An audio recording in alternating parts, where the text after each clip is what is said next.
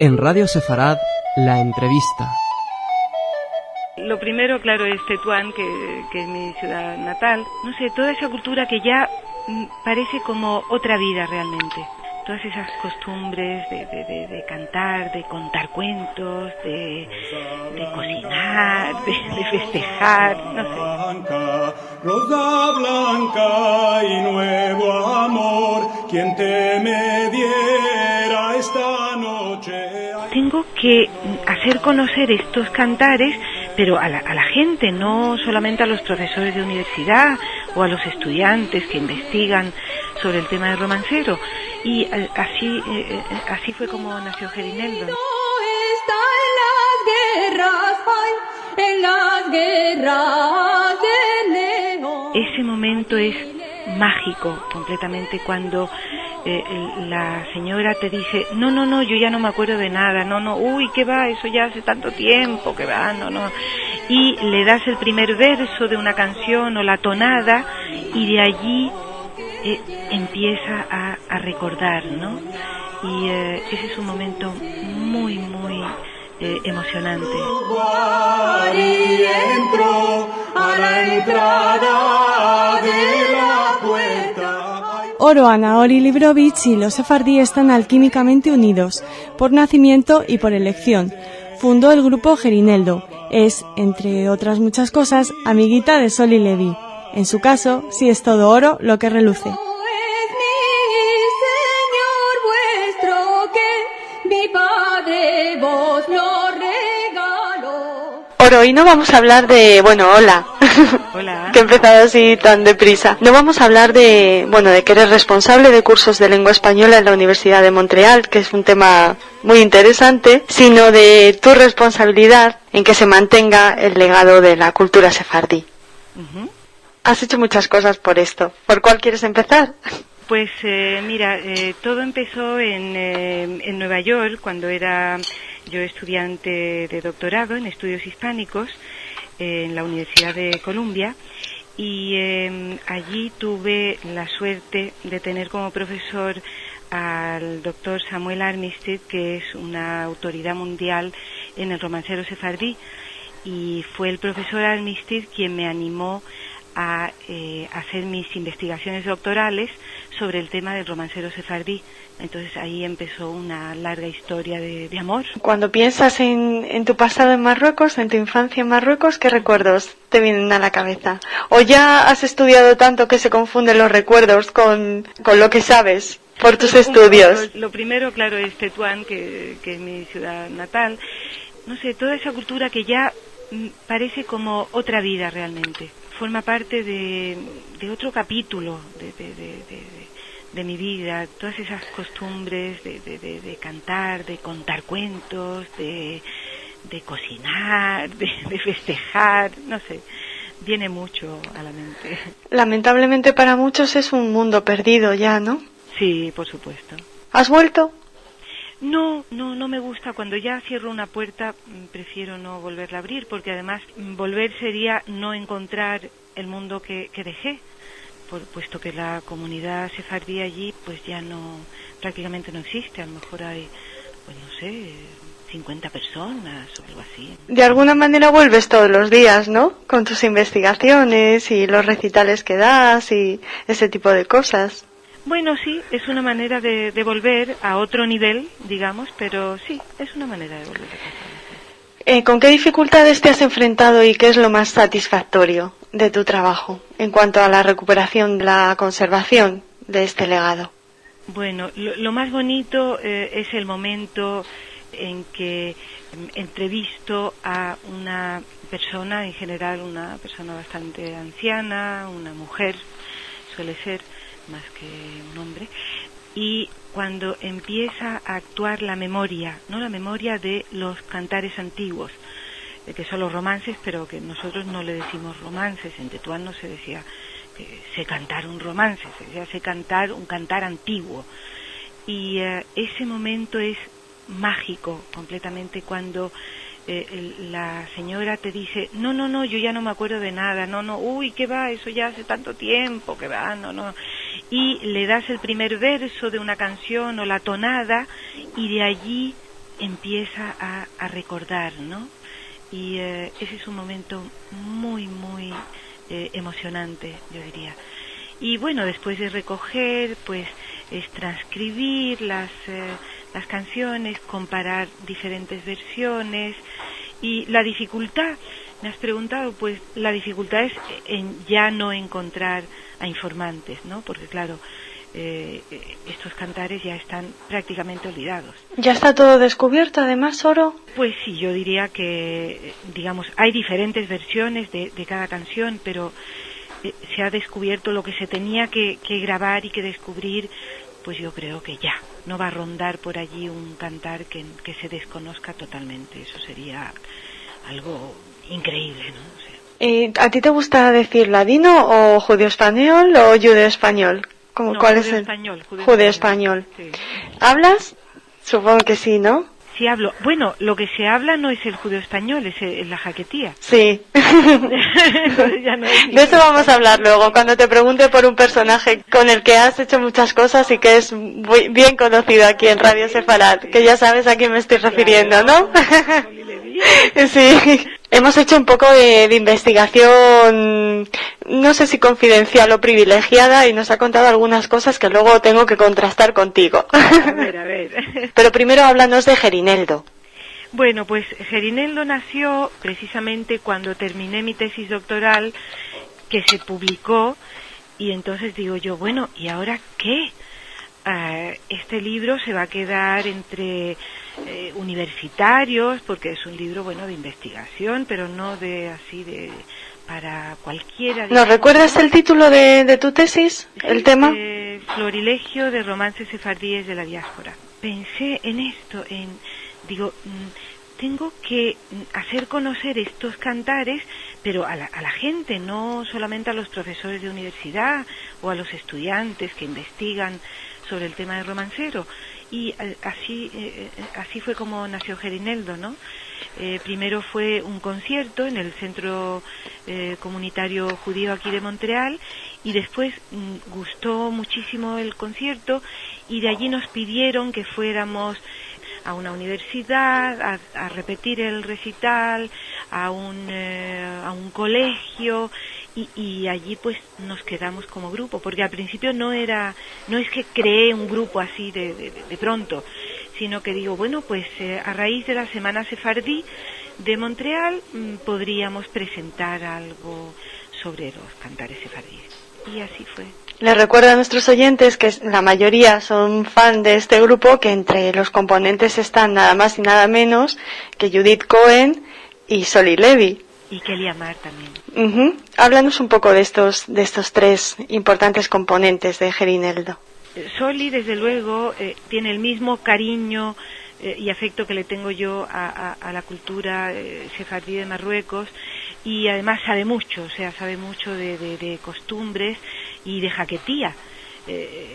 Soli es ahora mismo uno de los únicos que puede hablar así jaquetía toda una conversación, ¿no? Judith Cohen, Judith es de Montreal, nacida aquí, y por supuesto ella ha hecho un camino increíble, ¿no? Ella es ashkenazí además de origen, y ha hecho un camino pues muy largo, un recorrido desde su cultura inicial hasta llegar a la investigación como musicóloga del legado sefardí, del legado musical sefardí, ¿no? Y Kelly Amar no es una universitaria, pero Kelly es de Melilla, y aunque no conocía exactamente las canciones sefardíes, digamos, desde la infancia, porque en Melilla es más bien una cultura muy andaluza, ¿no? Claro, ella es sefardí y quiera que no, pues estaba inmersa en nuestras costumbres. Kelly tiene una voz maravillosa, en fin, que se adapta además muy bien al tipo de canción tradicional. Ahora, nos ha contado un pajarito canadiense de origen sefardí que has bailado embarazadísima encima de un escenario, que has compartido limusín, que habéis provocado una especie de inundación en Israel. Nos ha contado. un montón de cosas, pero ¿cuál es la anécdota que tú rescatas de tu vida profesional junto a Sol y Levi y de amistad? Con Soli comparto tantos recuerdos de nuestros ensayos con Gerineldo, todos los altibajos por los que pasa un grupo, ¿no? Un grupo artístico, los viajes inenarrables, de las aventuras durante esos viajes, los encuentros.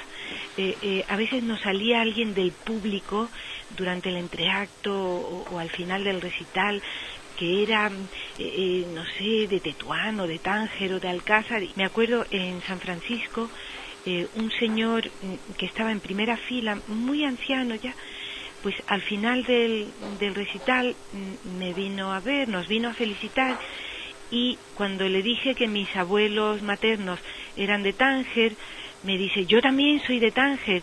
Y le digo, y entonces, ¿conocerá usted a mi abuelo que era rabino? En fin, todo el mundo le conocía, Rebbe Yitzhak Salama. Dice, pero claro, ¿cómo que...?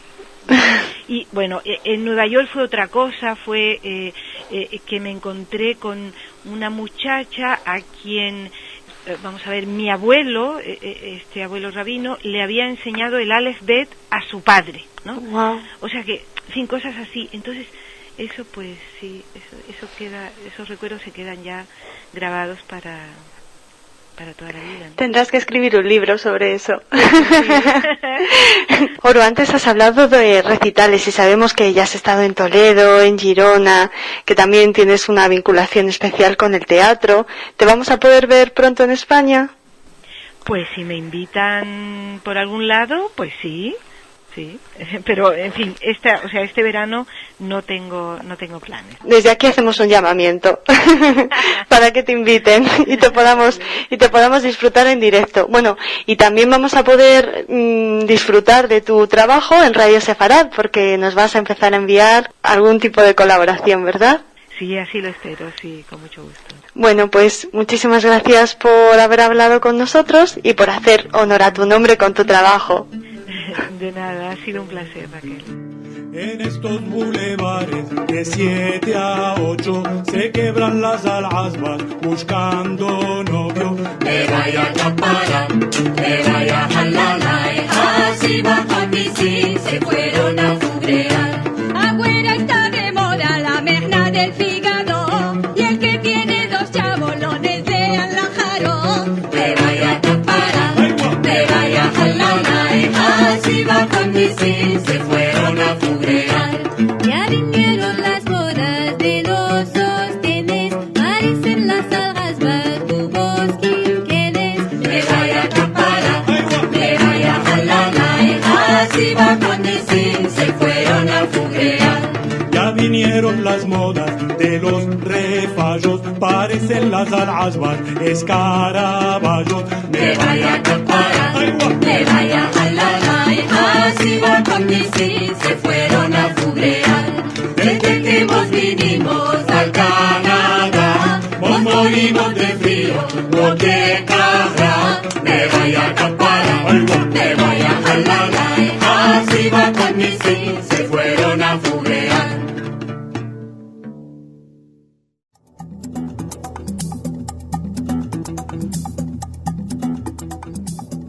En Radio Sefarad, la entrevista.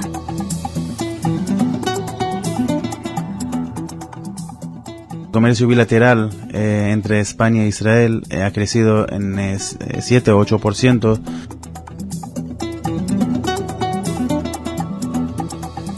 En 2004 ha crecido 40-45% las entradas de turistas a Israel y ha llegado a 1,5 millones de turistas. La economía palestina está muy ligada a la economía israelí y para nosotros el mercado palestino es un mercado importante.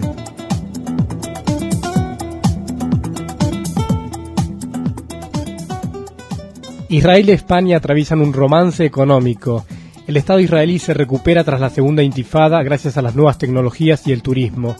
Este y otros temas son los que hablamos con el encargado comercial de la Embajada israelí en España, Gil Saki. Saki nos desvela también los importantes acuerdos con Egipto y Jordania, además de mostrarse optimista acerca de las relaciones con la autoridad palestina.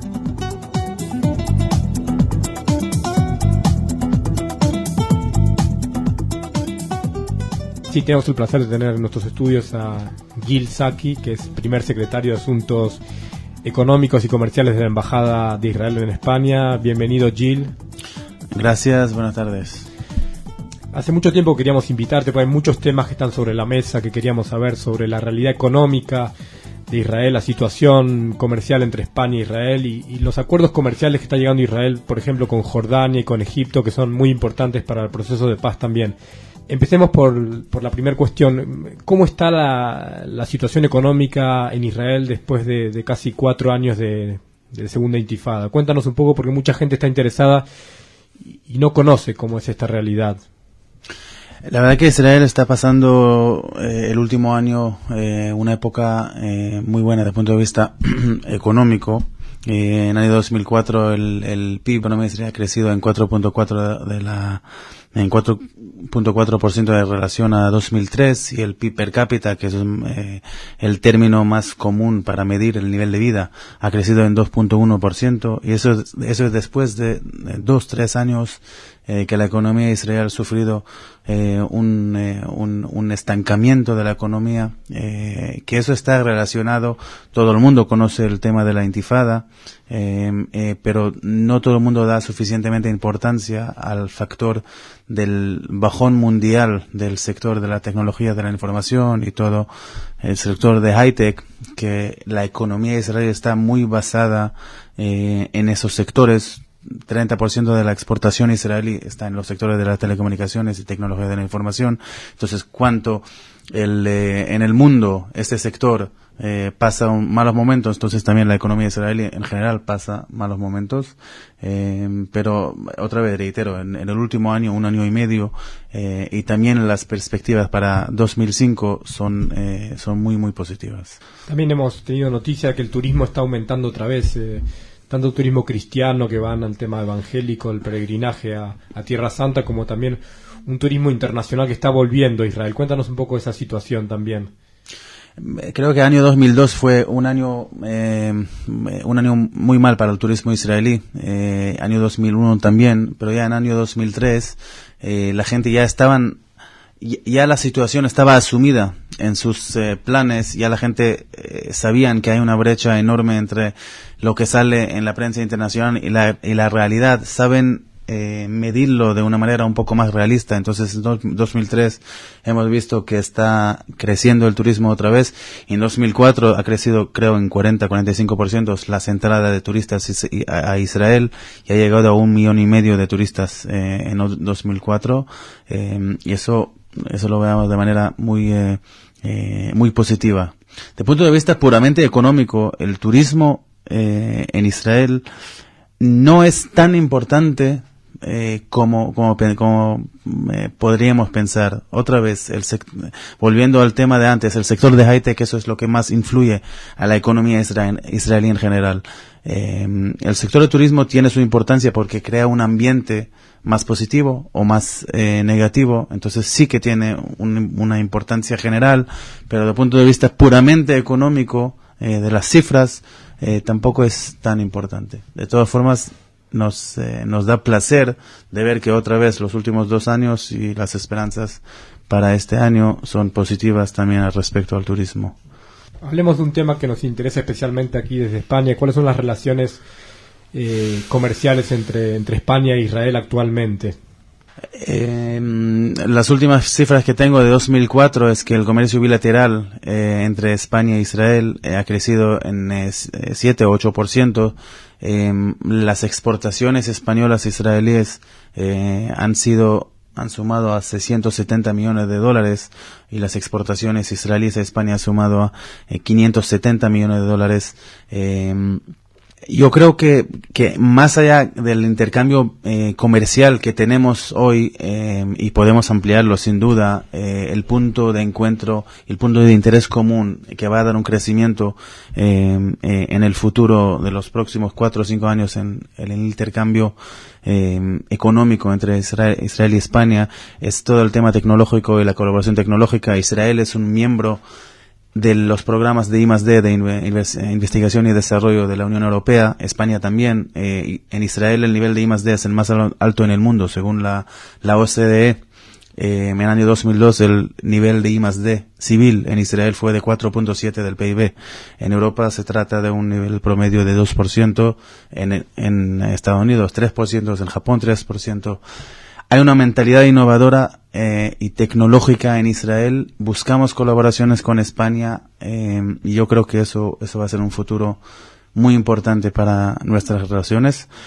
Otro punto muy importante para nuestras relaciones son colaboraciones en terceros países. España es una puerta, tiene una posición muy importante en el mundo de América Latina.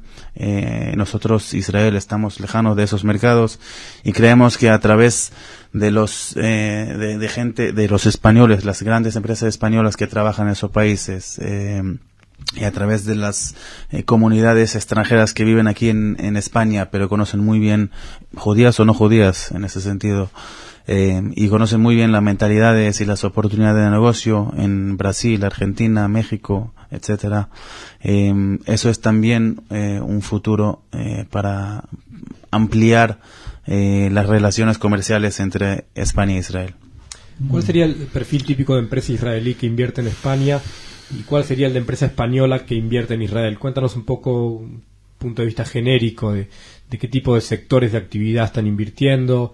Agroalimentario, sabemos que el sector high-tech es muy importante. Cuéntanos un poco ese panorama de empresas que invierten tanto en Israel como en España. Las exportaciones israelíes están dominadas más que todo por el sector del high-tech, especialmente en telecomunicaciones, tecnología de la información, biotecnología, equipamiento médico, todo lo que tiene que ver con la agricultura intensiva, con las famosas sistemas de riego por goteo y las semillas, etcétera. Las exportaciones españolas a Israel están enfocadas más en el sector químico, en el sector de la maquinaria industrial, en el sector de automotivo, y más en la cara más al consumidor final. Entonces también España es bastante activa en el sector agroalimentario y en el sector de textil, ya que Zara y Mango, por ejemplo, Pull&Bear, están en Israel. Finalmente, el último punto que queríamos abordar, que es un tema importante también, y es los últimos acuerdos comerciales que ha llegado, por ejemplo, Israel con Egipto, ese tratado de libre comercio, esas 3 zonas que se establecen con Egipto, trilateral entre Egipto, Estados Unidos e Israel, y los acuerdos que continuamente se llegan también con Jordania.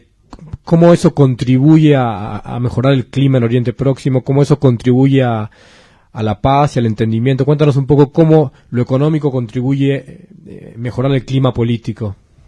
Sin duda el económico puede mejorar el clima político, y voy a dar el ejemplo de Jordania, porque eso es un acuerdo que ya está en función, ya está funcionando durante los 6-7 últimos años.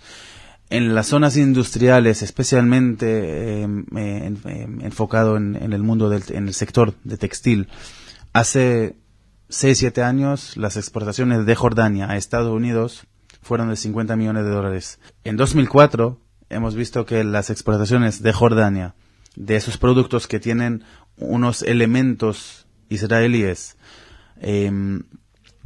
esas exportaciones a Estados Unidos ha crecido de 50 millones a $1.000 millones.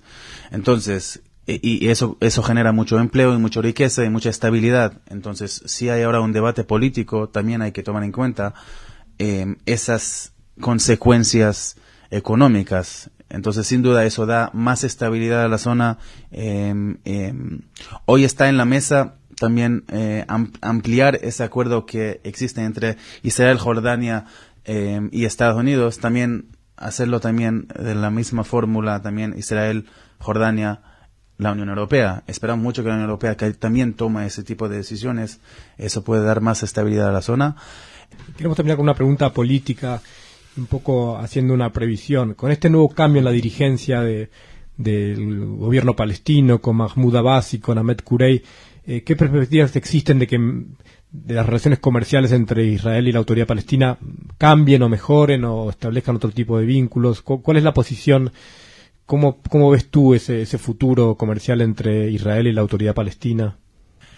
Mira, lo que puedo decir es que nosotros, el Estado de Israel, tenemos todo el interés que al lado nuestro existe un vecino que está bien establecido, que tiene el mejor nivel de vida posible y que tendrá menos intereses o más cosas que perder si va a un camino de destruir y no a un camino de construir. Entonces nosotros ya hoy existen intercambios muy fuertes, la economía palestina está muy ligada a la economía israelí y para nosotros el mercado palestino es un mercado importante. Pero nosotros veamos con buenos ojos y queremos que eso siga adelante y que ellos florezcan y que nosotros florezcamos y que entonces lo que voy a decir es que lo veamos que de muy buenos ojos. Claro, esperamos que los líderes palestinos eligen un camino de construir y no un camino de destruir, tanto para ellos como para nosotros. Muchas gracias a Gil Saki por haber estado en nuestros estudios y esperamos tenerlo próximamente con estos análisis tan interesantes sobre la realidad económica israelí y la relación también con la economía española. Gracias, Gil. Muchas gracias a ustedes por invitarme. Gracias.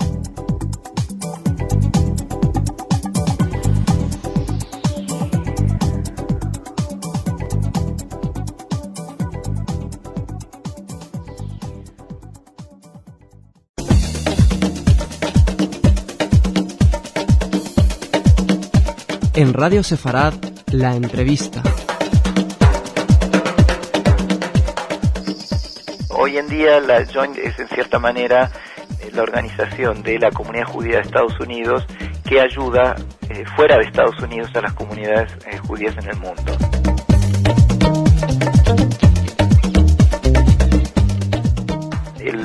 El pico más alto del Joint fue después de la Segunda Guerra Mundial, para ayudar a todos los judíos que habían sobrevivido a los campos de concentración.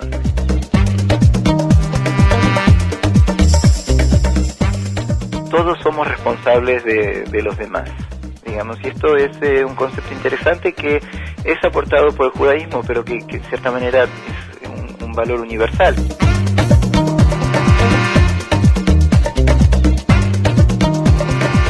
El Joint Distribution Committee, el Joint. Su simple mención es sinónimo de ayuda, de salvación. Mario Iskovich nos habla del pasado, presente y futuro de esta organización.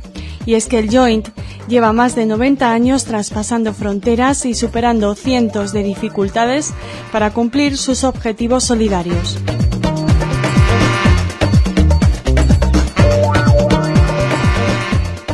Mario, como director de programas paneuropeos de la Joint, eres una de las personas de las más preparadas para hablarnos de qué es la Joint. Ya sabes que Radio Sefarad es la voz judía en la red, pero nos escuchan muchas personas que no son judías y que tal vez no conozcan cómo se merece la Joint.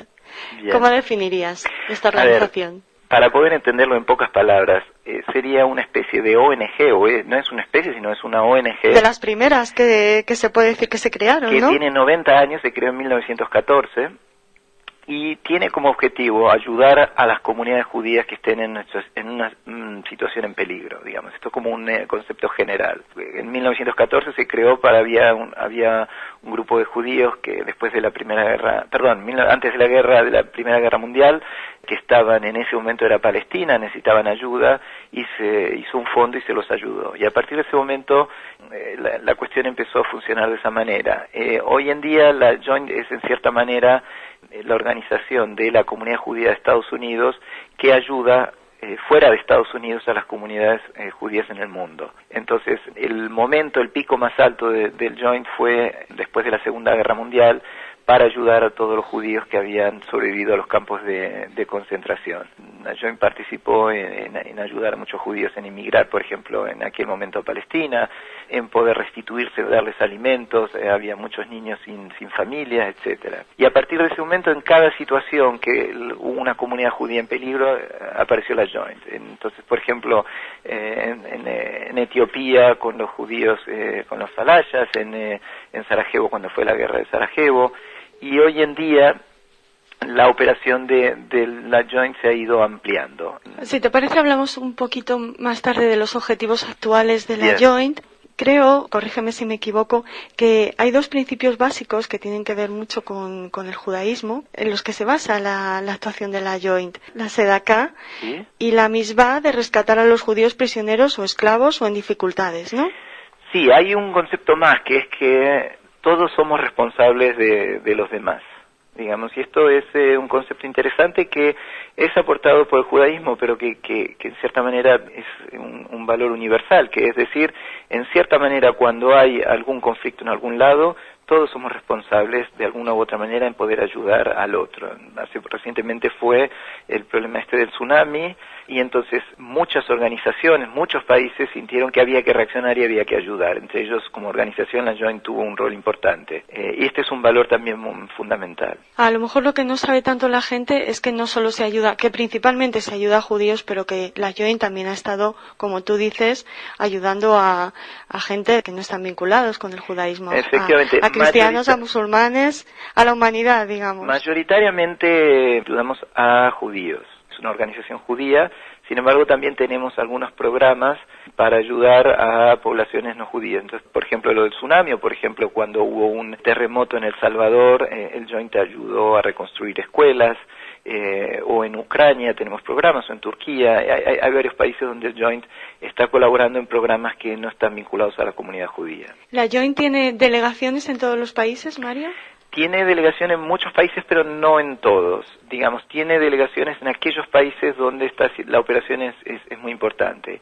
Hoy en día, digamos, la operación del Joint, los lugares más importantes son los países del este y todo lo que es la ex Unión Soviética, Rusia, Ucrania y todos los países que estaban detrás de la cortina de hierro. Ahí hay una operación muy, muy, muy importante. El segundo lugar también en importancia es Israel, donde lo que hace el Joint es trabajar en programas de integración a gente con algún tipo de hándicap, de algún problema ya sea psicológico o corporal, de ayuda a la gente mayor, tiene un instituto de investigación, participa en cuestiones de salud, etcétera. Luego hay otros proyectos de la Joint que tienen que ver a veces con las urgencias, digamos, hay una oficina de la Joint para Latinoamérica que está en Buenos Aires, que cuando fue la última crisis en Argentina hace 2 años, fue muy activa en la ayuda, activa, ¿no? Y hoy en día tiene Joint en Buenos Aires, está ayudando a más de 30.000 judíos, también a una comunidad no judía está apoyando, pero básicamente está sosteniendo a la comunidad judía en Argentina. ¿Y en España?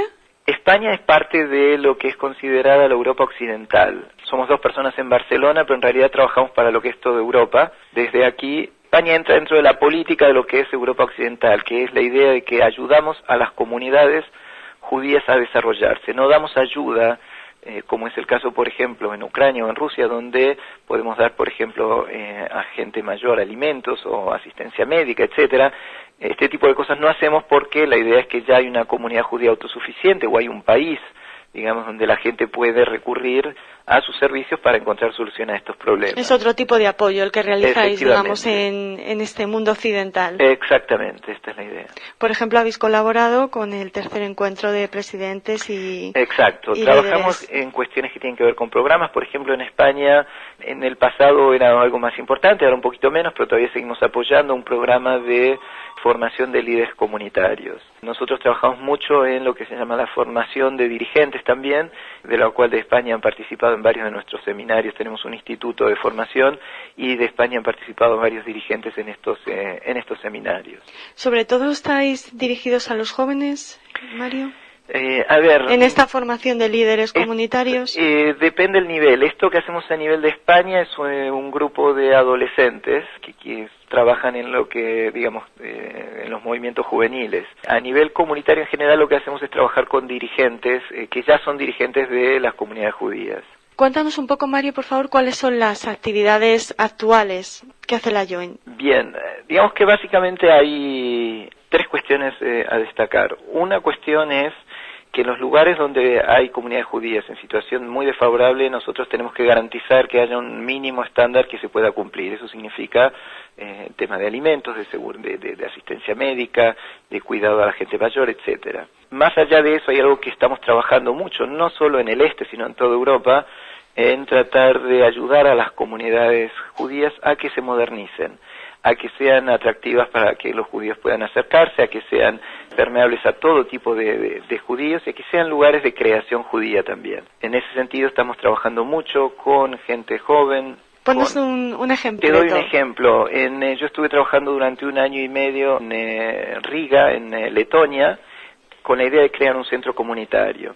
Allí no existía prácticamente nada y a partir de la creación de este centro comunitario empezamos a desarrollar actividades para diferentes grupos de la comunidad. Es increíble la respuesta de la gente. A partir de desarrollar actividades que para ellos eran interesantes, que respondían a las necesidades de la gente, que eran proyectos y actividades inclusivas, o sea, que la gente se sentía cómoda en este centro comunitario, esto permitió que cada vez se empiece a acercar mucha más gente. La otra cuestión importante es que la manera de trabajar que tenemos es que no venimos a imponer nosotros nuestras ideas, sino más bien que nos interesa crear comunidad, y crear comunidad es ayudar a la gente local a que desarrolle esta comunidad, y la mejor manera es a través de la profesionalización, formando gente, ayudando a que la gente tome responsabilidades. Entonces yo de hecho, por ejemplo, allí en Riga pude poner una directora, no existía antes nada, logramos formar a esta directora, después se creó una estructura y yo iba y trabajaba con ellos. A veces ellos me daban ideas, a veces yo venía con mis ideas, las discutíamos y las acordábamos. Pero en definitiva, ellos sentían que ellos estaban dirigiendo o que están dirigiendo su propio centro. Trabajar en colaboración. Exacto, y no imponer, digamos, no venir con una idea de fuera. Pero por otro lado, entendiendo que muchas comunidades judías hoy en día se despreocupan del resto de los judíos que no vienen, y a nosotros nos parece muy importante que hay que abrir las puertas, hay que crear canales para poder acercar a todos los judíos a la comunidad. Y la tercera cuestión que nos preocupa muchísimo y que es un tema nuevo del Joint es, en los últimos 30 años el Joint fundamentalmente estuvo trabajando mucho con gente mayor. Y lo que detectamos es que a partir de ciertos análisis que fuimos haciendo era que era muy importante trabajar también con el tema de la infancia. Detectamos muchas comunidades donde hay problemas muy serios en la niñez y hemos empezado también, esto es algo nuevo de los últimos 2 años, a desarrollar un área muy importante de trabajo con la infancia. A nivel de Europa Occidental lo que estamos haciendo es intercambiar información, hay organizaciones muy importantes en Londres y en París, crear intercambio profesional, enseñar, poder traer elementos de experiencias que se hagan en otros lugares y poder, lo que en inglés llaman best practices, ¿no? Poder aprender de cosas buenas que se hayan hecho en otros lugares y no tener que estar todo el tiempo reinventando la rueda. Y con una proyección de futuro siempre. Este es el objetivo. Queremos comunidades más vibrantes, más grandes, donde todo el mundo se sienta cómodo. No comunidades para un grupo de gente, sino comunidades que integren a todos los judíos. La Joint es y ha sido muy importante para muchas personas. Mucha gente le debe muchísimo a la Joint. Hay muchas anécdotas personales, pero nuestro director nos contaba que su padre salió de Rusia y cruzó la frontera con Polonia y ahí estaba la Joint para ayudarle. Supongo que conocerás miles de historias como esta. Es algo... Esto en los años 20, ¿no? Sí, pero esto ha seguido y a mí me pasa, yo viajo mucho por Europa y cada lugar que llego siempre me encuentro alguna historia de alguien que se me acerca y la sensación es de mucho orgullo de trabajar en esta organización. Gente, por ejemplo, en Francia que me cuenta historias de cuando vivían en Marruecos o vivían en Argelia y vivían en condiciones de extrema pobreza y recibían ropa o alimentos a través de la Joint o ayudas para poder trabajar, etcétera. Esto es algo permanente y hoy en día, hace poco yo he estado en Bielorrusia, en Minsk, y también he podido notar de una manera importante el apoyo que da el Joint a los judíos viviendo en estos lugares que están viviendo en condiciones muy desfavorables. Entonces no te tengo que preguntar cuál ha sido tu motivación para comenzar a trabajar con la Joint, ¿no? A ver, en concreto tiene que ver con poner en práctica algo de lo judío, digamos, ¿no? Me parece que va por ese lado, y el orgullo de poder ayudar a otros judíos. La cuestión va por ahí. Pues nos ha encantado conocer un poco más a la Joint y muchísimas gracias por habernos ayudado a hacerlo. Muchísimas gracias a vosotros y bueno, contar conmigo para cuando os parezca.